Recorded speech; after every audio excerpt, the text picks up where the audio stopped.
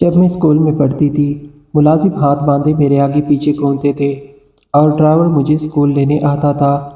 ان دنوں کی یادیں میں عمر بھر بھلا نہیں پاؤں گی، مگر کہتے ہیں کہ اچھے دن سدا نہیں رہتے۔ میرے بھی اچھے دن جلد ختم ہو گئے۔ ان دنوں میں 20 سال کی تھی کہ والد صاحب کو میری شادی کی فکر ستانے لگی۔ خاندان سے کافی رشتے آئے مگر میں نے ٹکرا دیے، کیونکہ میں خاندان میں شادی نہیں کرنا چاہتی تھی۔ مجھ کو اپنے خاندان میں صرف ایک ہی لڑکا پسند تھا، اور وہ بھی صرف دوستی کی حد تک۔ میں اسے اپنا دوست سمجھتی تھی، لیکن اسے شادی نہیں کرنا چاہتی تھی۔ والد صاحب کا بزنس کینیڈا میں تھا، جہاں ان کے پارٹنر انکل فہد کاروبار دیکھتے تھے۔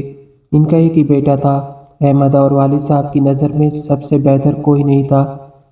وہ بار بار مجھ کو سمجھاتے کہ میرا کہاں مان لو، سکھی رہو گی، وہ میرے بزنس پارٹنر کا بیٹا ہے، اسی میں ہماری بھلائی اور تمہارا تحفظ بھی ہے۔ میں ابھی آگے بڑھنا چاہتی تھی، لیکن والد صاحب کی ضد کی وجہ سے میں نے شادی کے لیے ہاں کر دی۔ تمام والدین چاہتے ہیں کہ ان کے بچوں کی شادیاں وقت پر ہو جائے تاکہ وہ سکون سے زندگی گزار سکے۔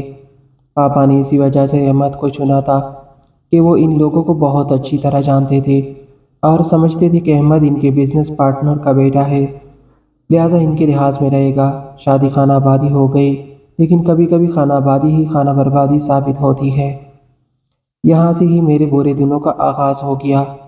میری شادی کی تقریر بہت یادگار تھی۔ اعلیٰ عہدوں پر فائز لوگوں نے شرکت کی۔ اپنے ماں باپ اور عزیزوں کی دعاؤں کے ساتھ مجھے رخصت کر دیا گیا۔ ہر لڑکی کی طرح میرے بھی خواب اور ارمان تھے، مگر سہاگ رات میں نے اکیلے جا کر گزار دی۔ شادی کے 2 ماہ تک میں پاکستان میں رہی، لیکن ایک دن بھی مجھے اپنی دلہا کی قربت نصیب نہ ہوئی۔ خدا جانے کیوں وہ مجھ سے دور دور رہتے تھے۔ یہ بات میں اپنے پاپا کو نہیں بتا پاتی تھی۔ ہم دعوتوں اور پارٹیز میں اکٹھے جاتے تھے۔ لوگ ہماری جوڑی دیکھ کر رشک کرتے تھے، لیکن صرف میں ہی جانتی تھی کہ مجھ پر کیا بیت رہی ہے۔ 2 ماہ بعد جب میں کینیڈا جا رہی تھی تو روانگی کے وقت ابو نے کینیڈا کا سارا بزنس میرے نام کر دیا، جو اب احمد کو سنبھلنا تھا۔ میں سمجھ رہی تھی کہ بابل کے گھر سے اپنے گھر جا رہی ہوں، لیکن پردیس جا کر پتہ چلا کہ جب میں کے پیچھے چھوٹ جائے تو اصل پردیس کسے کہتے ہیں۔ احمد کے گھر میں اس کی ماں، 2 بھائی اور 3 بہنیں رہتی تھی۔ وہاں سب لوگ ملازمت کرتے تھے اور گھر میں صرف میں اکیلی رہ جاتی تھی۔ مجھے تنہائی تنگ کرنے لگی۔ میں دن رات اپنے گھر والوں اور وطن کو یاد کر کے روتی تھی۔ اب بھی احمد نے مجھے وہ پیار نہ دیا جو شوہر بیوی کو دیتا ہے۔ ہم دونوں الگ الگ کمروں میں سوتے تھے، مگر میں نے اپنی خودداری کے باعث کبھی ان سے یہ نہ پوچھا کہ وہ الگ کیوں سوتے ہیں۔ ایک دن میں نے احمد کے ساتھ آفس جا رہی تھی کہ راستے میں دیکھا ایک بچہ اسے پاپا کہہ کر پکار رہا ہے۔ وہ بچہ بھاگ کر ان سے چمٹ گیا اور انگریزی میں ان سے گلے شکوے کرنے لگا۔ وہ اپنی انگریز نرس کے ساتھ تھا۔ میں حیران تھی کہ یہ کیا معاملہ ہے۔ راستے میں تو میں خاموش رہی، لیکن گھر آ کر جب احمد سے بات برس کی تو انہوں نے زندگی کی وہ تلخ حقیقت بتائی جو آج تک مجھ سے چھپاتے آئے تھے۔ انہوں نے بتایا کہ وہ شادی شدہ اور ایک بیٹے کے باپ ہیں۔ احمد نے ٹیکساس میں ایک بہت امیر خاندان میں شادی کر رکھی تھی، اور یہ ان کی پسند کی شادی تھی۔ احمد نے مجھے صاف لفظوں میں بتا دیا کہ ابو اور انکل نے بزنس کو یکجا رکھنے کی خاطر ہم دونوں کو رشتہ ازواج میں باندھا ہے۔ تم بھی مجبور تھی اور میں بھی باپ کی فرما برداری پر مجبور تھا، لیکن جب میں دل کے ہاتھوں مجبور ہوں، میں کبھی تم کو بیوی جیسا پیار نہیں دے سکتا، کیونکہ میں روزی کو دل و جان سے چاہتا ہوں۔ اس دن موسم میں آبر آلود تھا، پھر بارش اور طوفان بہت تیز ہو گیا، لیکن جو طوفان میرے اندر اٹھ رہا تھا اس کا مقابلہ دنیا کا کوئی طوفان نہیں کر سکتا تھا۔ ہمارے معاملات میں کوئی تیسرا دخل اندازی نہیں کر سکتا تھا، کیونکہ میں بھی ایک معاملہ فہم لڑکی تھی اور احمد بھی ایک سلہ جو ایک خاموش طبعی انسان تھا۔ بہرحال میں نے بظاہر کوئی ہنگامہ نہیں کیا اور نہ ہی کوئی جھگڑا کیا۔ میں پاپا کو بالکل دکھ نہیں دینا چاہتی تھی، اس لیے لڑے جھگڑے بغیر ہم دونوں اپنی اپنی زندگیوں میں مصروف رہے۔ نہ میں احمد کے کسی معاملے میں دخل دیتی اور نہ وہ میری مصروفیت میں مداخلت کرتا۔ اس نے زیادہ وقت گھر سے باہر رہنا شروع کر دیا، اور اب وہ کبھی کبھار ہی گھر آتا، وہ بھی صرف تب جب کوئی کام ہوتا۔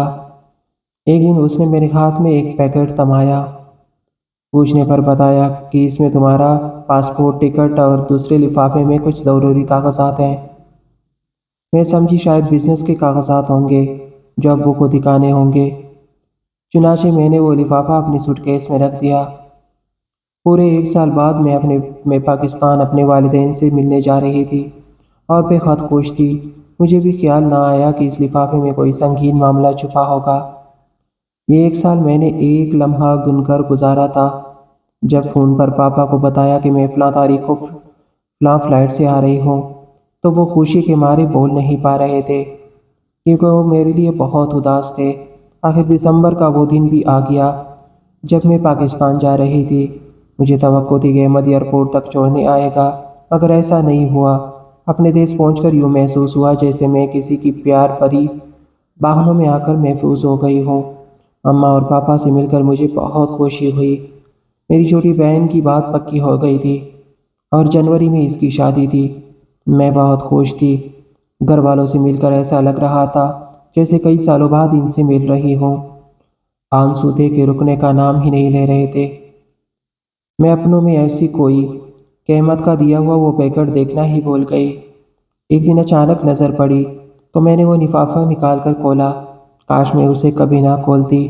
ان کاغذات میں طلاق نامہ تھا۔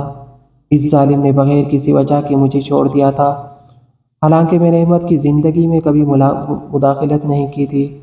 یہاں تک کہ جب اس نے مجھے شوہر جیسا پیار نہ دیا تو بھی میں نے کسی سے گلہ نہیں کیا تھا، مگر اس کے باوجود اس نے مجھے طلاق دے دی۔ طلاق کے کاغذات پڑے ہی بے اختیار میرا رونا نکل گیا۔ میرے رونے کی آواز سن کر امی اور ابو کمرے میں آ گئے۔ میں نے وہ کاغذات ان کے آگے رکھ کر دیے۔ پپا نے ان کاغذات کو بغور دیکھا، پھر مجھے تسلی دی کہ فکر مت کرو، میں ابھی زندہ ہوں، میرے ہوتے ہوئے تمہیں کبھی کوئی تکلیف نہیں ہوگی۔ میں تمہارے لیے دنیا کی ہر کوشش کا اہتمام کروں گا۔ لیکن اس دن کے بعد مجھے جیسے چپ لگ گئی۔ میں نہ ہنستی تھی اور نہ مسکراتی تھی۔ والد صاحب میری حالت دیکھ کر کڑہتے رہتے تھے۔ امی اسی صدمے سے بیمار پڑ گئی کیونکہ وہ میری آنکھوں کی چمک کو بوجھتے ہوئے نہیں دیکھ سکتی تھی۔ بلاخر ایک دن والدہ ہمیں روتا چھوڑ کر خالق حقیقی سے جا ملی اور والد صاحب تنہا میرا دکھ سمیٹنے کے لیے رہ گئے۔ والد صاحب کینیڈا گئے اور ان لوگوں سے اپنا بزنس واپس لے کر فروخت کرائے۔ انکل فہد نے بہت معافیا مانگی۔ انہوں نے کہا کہ مجھے معلوم نہیں تھا کہ احمد اتنی رازداری سے کام لے گا۔ میں اپنے بیٹے کو ایسا نہیں سمجھتا تھا، لیکن وہ بہت گناہ نکلا۔ والد صاحب نے جواب دیا کہ جو ہونا تھا وہ ہو گیا۔ میں بھی تو اپنی بیٹی کا مجرم ہوں جس نے اس قدر میرا مان رکھا اور میری ضد کے آگے سر جھکا دیا۔ والد صاحب اکثر اس بات پر رنجیدہ ہوتے اور کہتے کہ میں نے تمہاری زندگی تباہ کر دی ہے۔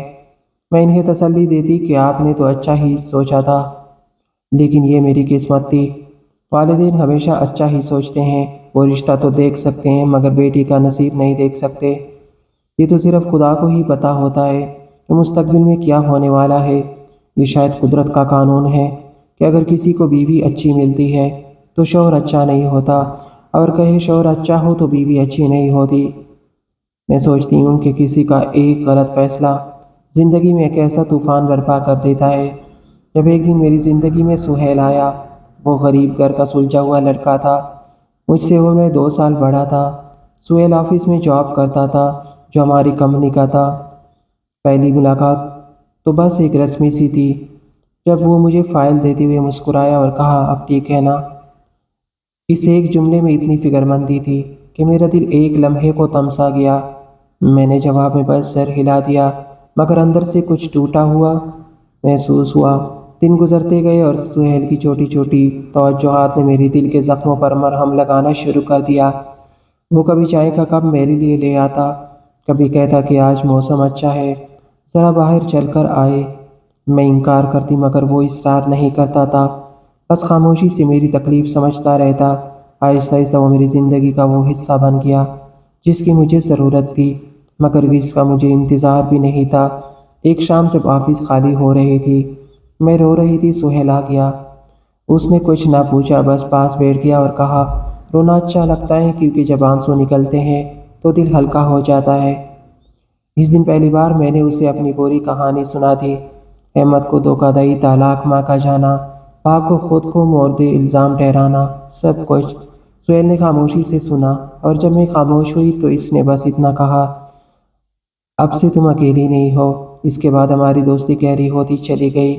وہ مجھے ہنسانے کی کوشش کرتا، چھوٹی چھوٹی باتیں کرتا، کبھی اپنے گھر کی غربت کی کہانیاں سناتا کہ کیسے وہ اپنے بہن بھائیوں کے لیے پڑھائی چھوڑ کر نوکری کرنے لگا تھا۔ اس کی سادگی اور ایمانداری مجھے حیران کرتی تھی۔ میں سوچتی تھی کہ دنیا میں ایسے لوگ بھی ہوتے ہیں جو پیار مانگتے نہیں، بس دیتے ہیں۔ ایک دن بارش ہو رہی تھی، ہم دونوں آفس کے باہر کھڑے تھے۔ سہیل نے اپنا کوٹ اتار کر میرے سر پر ڈال دیا اور کہا، تم بھیگ جاؤ گی، تم بیمار ہو جاؤ گی۔ میں نے کہا، تم بھی تو بھیگ رہے ہو۔ وہ ہنس پڑا اور بولا، میں تو عادی ہوں، تم نہیں ہو۔ اس لمحے مجھے احساس ہوا کہ یہ لڑکا مجھے صرف دوست نہیں، وہ مجھے اپنا سمجھتا ہے۔ وقت گزرتا گیا، میرے والد صاحب بھی سہیل سے ملے۔ پہلے تو وہ حیران ہوئے کہ یہ غریب گھر کا لڑکا ہے، مگر جب سہیل نے ان سے بات کی، ان کی آنکھوں میں احترام تھا۔ پاپا نے مجھ سے پوچھا، بیٹی کیا تم خوش ہو اس کے ساتھ؟ میں نے آنسو کے ساتھ سر ہلا دیا۔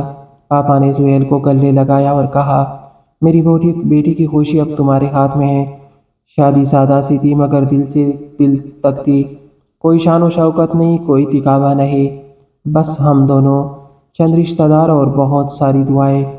جب سہیل نے مجھے گھر لے کر آیا تو اس نے کہا، یہ گھر چھوٹا ہے مگر اس میں تمہارے لیے بہت سارا پیار ہے۔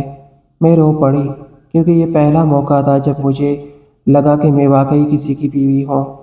شادی کے بعد زندگی بالکل مختلف ہو گئی۔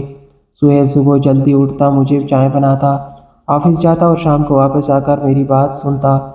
ہم دونوں مل کر گھر چلاتے، ہنستے، کبھی جھگڑتے، مگر جھگڑا ختم ہونے سے پہلے ہی ایک دوسرے کو گلے لگا لیتے۔ میں نے پہلی بار محسوس کیا کہ شادی محبت کی تکمیل ہوتی ہے، نہ کہ بزنس کا معاہدہ۔ آج جب میں پیچھے مڑ کر دیکھتی ہوں تو لگتا ہے کہ زندگی نے مجھے بہت کچھ کھویا ہے، مگر بدلے میں مجھے سہیل جیسا ساتھی دیا۔ احمد کی یاد اب صرف ایک سبق رہ گئی کہ پیار زبردستی نہیں ہوتا۔ سہیل نے مجھے سکھایا کہ سچا پیار وہی ہے جو خاموشی سے ساتھ دے، جو تمہارے دکھوں کو اپنا سمجھے اور جو تمہیں کبھی تنہا نہ چھوڑے۔ اب ہمارے گھر میں ہنسی کی آوازیں گونجتی ہے۔ پاپا بھی اب مسکراتے اور کہتے ہیں کہ بیٹی اب تمہاری آنکھوں میں وہی چمک واپس آ گئی ہے۔ میں سہیل کا ہاتھ تھام کر سوچتی ہوں کہ شاید یہی خوشی تھی جس کا مجھے انتظار تھا۔ زندگی نے مجھے بہت رلایا مگر آخر میں اس نے مجھے سچا سہارا دے دیا، ایک ایسا سہیل جو میرا سب کچھ بن گیا۔